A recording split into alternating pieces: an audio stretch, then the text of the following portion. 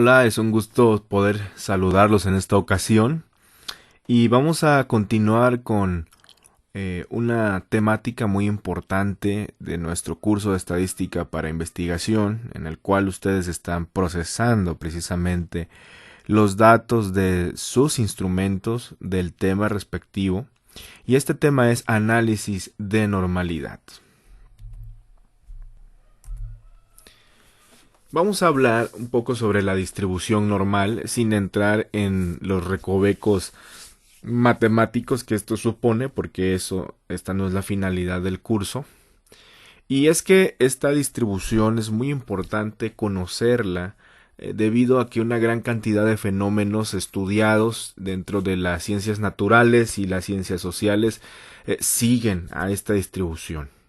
Esta distribución matemáticamente se representa en una gráfica como la que ustedes ven acá en pantalla, en la que tenemos la famosa campana de Gauss, ¿sí? En la famosa campana de Gauss. Y ustedes pueden ver que seguramente en más de una ocasión han visto esto en algún libro, han visto esto en algún libro de salud, en algún libro de ciencias sociales, como ya habíamos mencionado. Esta distribución tiene algunas propiedades importantes que la hacen tan útil para poder definir qué tipo de prueba estadística vamos a utilizar, y de esto vamos a hablar en unos minutos. La primera característica de esta distribución es que tiene forma de campana, como ustedes pueden verla aquí.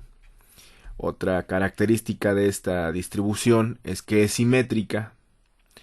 Otra característica es que el máximo de la distribución está en un valor mu, que sería en este caso la media poblacional. También es interesante que cuando se cumple a la perfección esta distribución, la media, la mediana y la moda coinciden. Y además presenta un comportamiento asintótico horizontal. Es decir, nunca toca el eje horizontal, sino que se extiende a lo largo del eje horizontal sin tocar el eje horizontal. Otras propiedades interesantes es que su asimetría o desplazamiento horizontal depende del valor de la media. En este caso, en esta imagen, yo tengo una asimetría negativa en los que la mediana y la moda están después de la media, son mayores en este caso, y aquí tenemos una asimetría positiva y vemos que la media está después de la moda y la mediana. Ustedes pueden ver un sesgo, ¿sí? Un sesgo en la distribución, y puede ser asimetría negativa o asimetría positiva.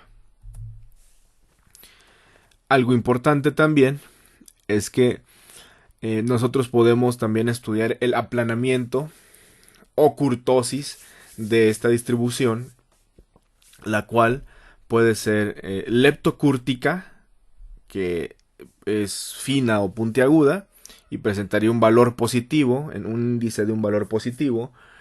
Puede ser una distribución platicúrtica, como se observa en la línea verde, y esto es más achatado y tiene un valor negativo. O puede ser mesocúrtica, y mesocúrtica es que se cumple totalmente esa normalidad, y ese índice de kurtosis sería igual a 0.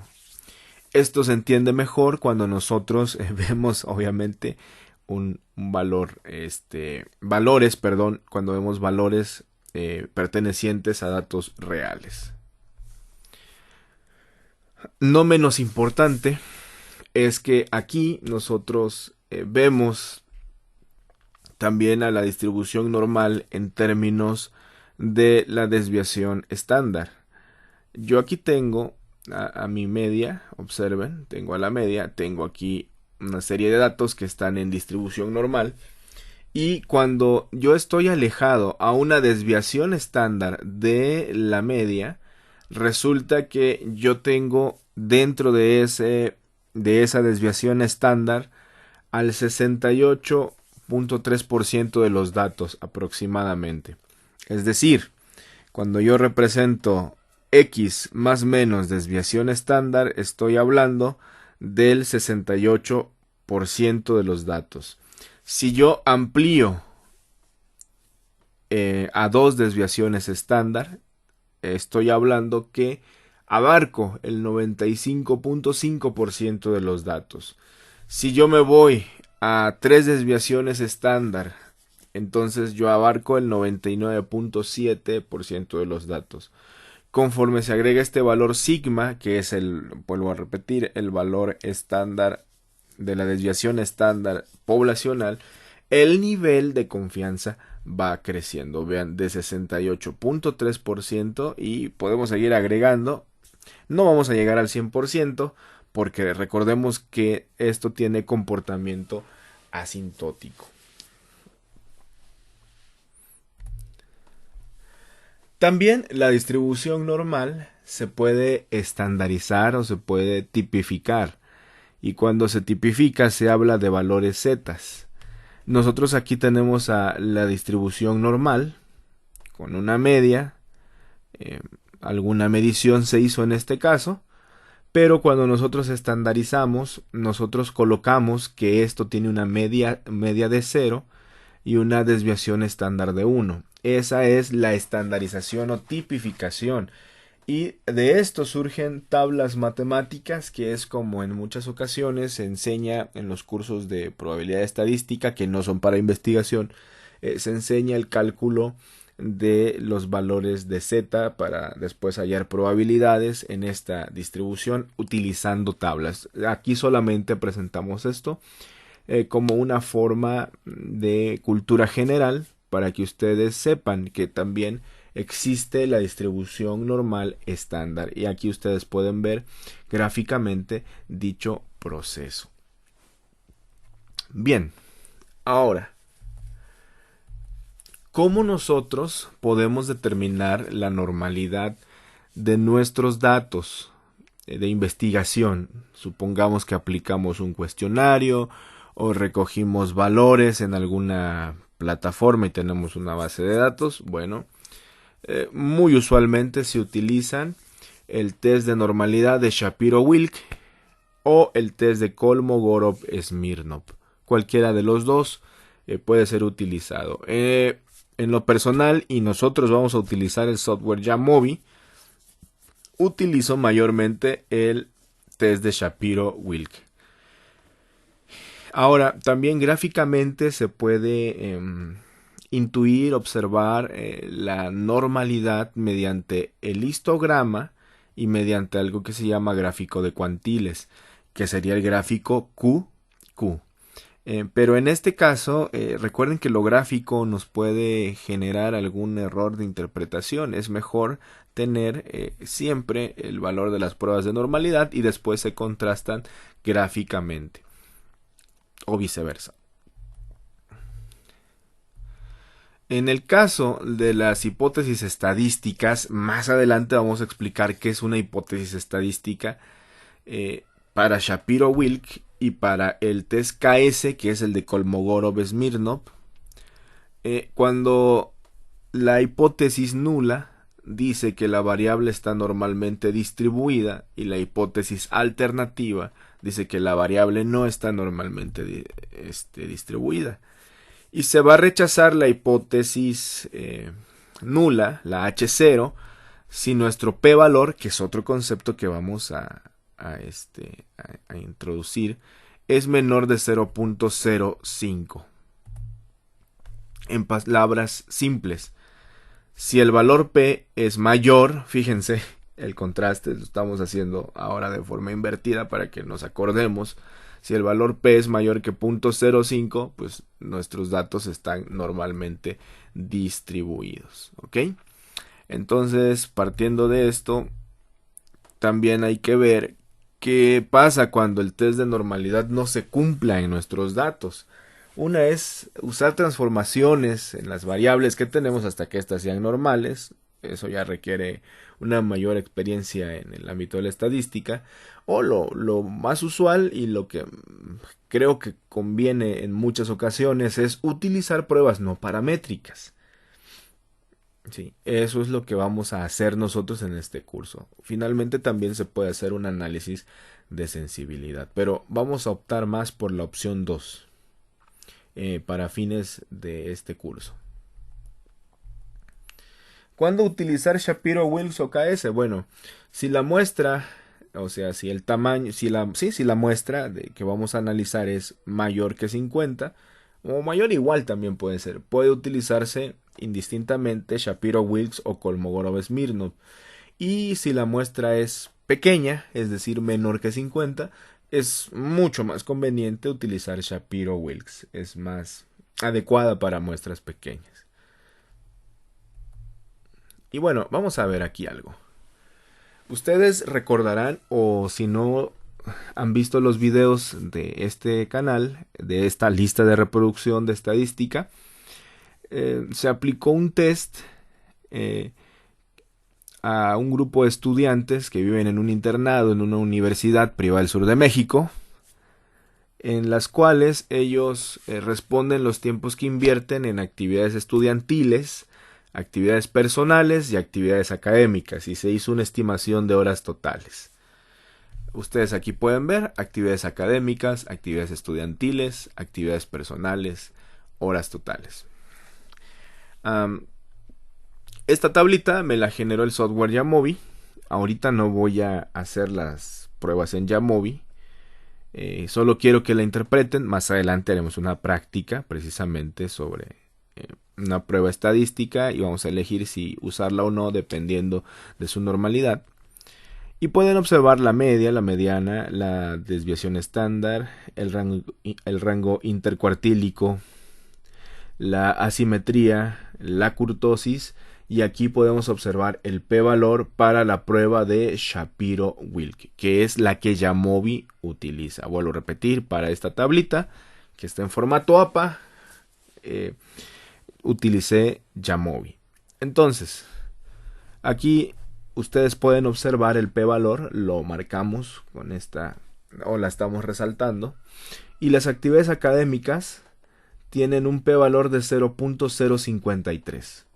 Como este p-valor es mayor que 0.05, entonces nosotros podemos afirmar que la variable actividad académica se distribuye normalmente.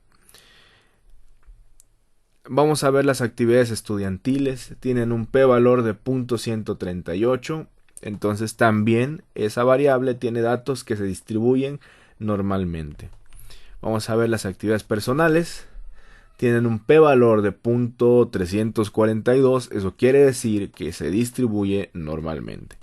Pero las horas totales, es decir, al sumar las horas, nosotros encontramos que tienen un valor de 0.013. Eso quiere decir que no se distribuyen normalmente. ¿Por qué? Porque el p-valor es menor que 0.05, el criterio que dimos hace un momento. Y aquí está, ¿no? Todas las variables, esta es la interpretación de esta tabla, son normalmente distribuidas, es decir, P es mayor que 0.05, a excepción de las horas totales en donde P es menor que 0.05. Para un estudiante o para un investigador que no tiene formación matemática, obviamente con esto no quiero decir que no es bueno aprender los principios matemáticos, pero si no se tiene esa formación y necesitamos saber interpretar datos de una investigación, con recordar esto, usted puede determinar si son normales o no. Obviamente hay que acordarse de los supuestos de cada prueba estadística y la normalidad es algo muy importante. Otra cosa, en este instrumento que aplicamos nos dimos cuenta que los estudiantes, como hubo preguntas abiertas en las que colocaban en números, digitaban las horas que dedicaban a cada una de las actividades, nos damos cuenta que pues hay una sobreestimación de horas, ¿no? Pero eso no tiene nada que ver con cómo están distribuidas las variables. Aquí estamos simplemente usando esta tabla para ver si lo que dijeron los estudiantes se distribuye conforme a la curva normal, es decir, si está normalmente distribuido. En este caso, pues vamos a hacer caso omiso de esta sobreestimación porque solo estamos analizando la normalidad. Pero sabemos que nadie puede ocuparse más de 24 horas porque es lo que tiene el día. Simplemente es una observación. ¿Qué hacemos? Que fue una debilidad porque fue un instrumento que no es un instrumento validado, simplemente fue para hacer ejercicios estadísticos.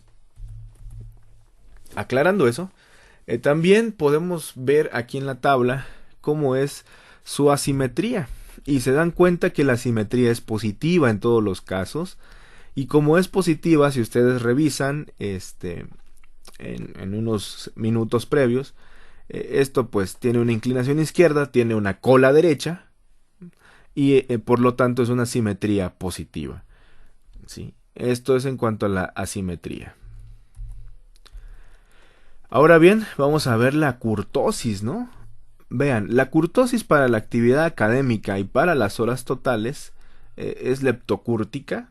No es exageradamente leptocúrtica, es decir, es puntiagudita la gráfica, la curva que se va a generar. Y tiene índices no tan altos, pero ya empieza a ser leptocúrtica, ¿no? En el caso de las actividades estudiantiles y las personales, vean, las actividades estudiantiles tienen un signo negativo.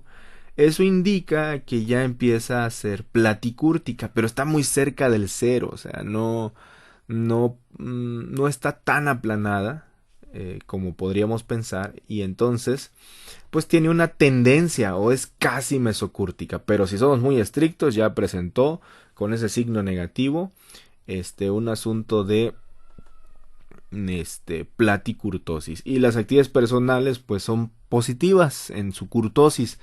Y esa curtosis, si ustedes revisan, les pido por favor que regresen tantito el video y revisen estos conceptos que estamos analizando. Ustedes pueden observar que también es leptocúrtica, pero con un índice muy bajo, así que en conclusión son casi mesocúrticas estas de aquí. Así que nosotros ya estamos analizando la normalidad y la kurtosis y la asimetría.